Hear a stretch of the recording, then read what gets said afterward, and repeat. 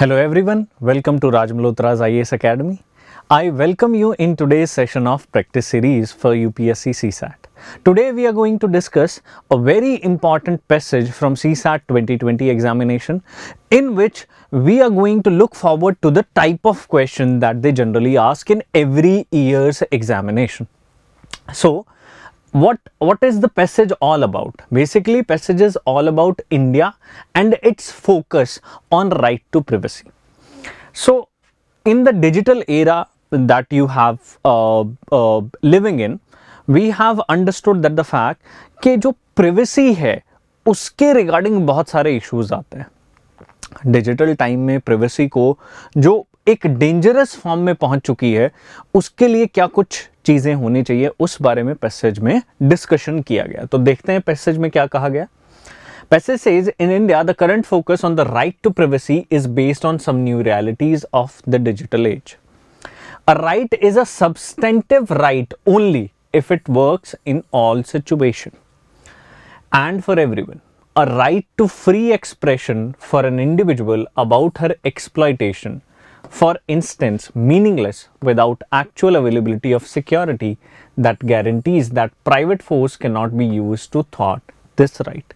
So basically उसने क्या बोला कि भाई एक राइट तभी एक कॉम्प्रिहेंसिव राइट की तरह बिहेव करता है अगर वो हर सिचुएशन में लागू हो और सबके लिए बराबर हो. एक राइट फ्री एक्सप्रेशन है इंडिविजुअल का अबाउट हर एक्सप्लॉयटेशन. अगर उसका कहीं पर एक्सप्लॉयटेशन होता है तो वो उसके बारे में या उसके अगेंस्ट आवाज उठा सकता है, बट वो मीनिंगलेस हो जाता है अगर वहां पर एक्चुअल सिक्योरिटी अवेलेबल नहीं होती और प्राइवेट प्लेयर्स, जैसा कि यहां पर लिखा गया, private force can not be used to थ्वाट दिस राइट. ठीक है, तो यहां पर बताया गया है. थोड़ा आगे चलते हैं. The role of the state therefore is not just to abstain from preventing rightful free expression, but also to actively ensure that private parties are not able to block it. तो अब उसने लास्ट में एक suggestion क्या दिया है कि यहाँ पर जो स्टेट का रोल है वो राइटफुल फ्री एक्सप्रेशन का जो हमारे पास यूज़ है उसका सही यूज़ कराना ही नहीं है, बट यहाँ पर प्राइवेट पार्टीज़ को उसे ब्लॉक करने से रोकना भी है. क्लियर हुआ? तो ये समझ में आया. आई थिंक कि आपको क्लैरिटी मिल गई होगी. ठीक है, थोड़ी बहुत पैसेज के बारे में जो उसने बताया है राइट टू प्राइवेसी और स्टेट के रोल के बारे में, that how it can be used better और it can be function as a you can say that as a security for the people with the active role of state. So अब question क्या कहता है? On the basis of the passage the following assumptions have been made. तो following assumptions हैं. ठीक है, assumptions कौन कौन से हैं? सबसे पहले मैं आपको बताता हूं कि assumption वाला अगर क्वेश्चन आता है तो आपको थोड़ा सा ध्यान रखना है कि जो पैसेज का क्रक्स है, ठीक है, उस क्रक्स के बेसिस पर ही आपको आंसर ढूंढना है. यहां पर आपने क्रक्स ढूंढ लिया. दो रिलेशन थे, पीपल, स्टेट, कैसे इन दोनों को बिहेव करना चाहिए, कैसे स्टेट का इंटरफेरेंस होना चाहिए, क्या उसे करना चाहिए. अब पहला जो ऑप्शन है that is state should have some institutions to ensure appropriate role in a digital society. Yes, that can help. ठीक है, बिल्कुल सजेशन हो सकता है, अजम्पशन हो सकता है. Next, state should ensure that private parties do not violate the citizens right to privacy. Yes, for sure. ठीक है, हो सकता है.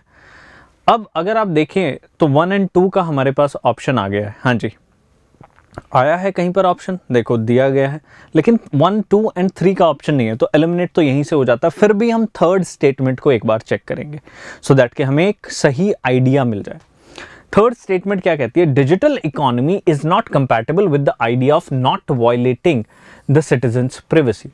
मतलब ये कह रहा है कि डिजिटल इकोनॉमी का नेचर ही नहीं है कि वो इस तरीके से फंक्शन कर सके, वो हर बार सिटीजन्स की प्राइवेसी को क्या करेगी? वायलेट करेगी. तो ऐसा नहीं है. ठीक है, this is a very negative statement to make. तो आप इस टाइप की स्टेटमेंट को यूज ना करें, बेटर है. तो थर्ड स्टेटमेंट आपकी गलत हो गई. Now you are left with 1 और 2 ओनली. तो 1 और 2 will be your answer. A would be the correct answer. Clear? I hope कि आपको ये पैसेज समझ में आया होगा। टाइप ऑफ क्वेश्चन, अजम्पशंस की अगर हम बात करें तो हर एग्ज़ाम में ये जो पैसेज है, ये जो टाइप ऑफ क्वेश्चन है, ये बार बार पूछा जाता है। Around 6 to 7 questions are generally asked on the basis of assumptions only. ठीक है, तो थोड़ा सा प्रिपेयर करें इस टाइप के क्वेश्चंस को। ठीक है, till then thank you guys, thank you very much.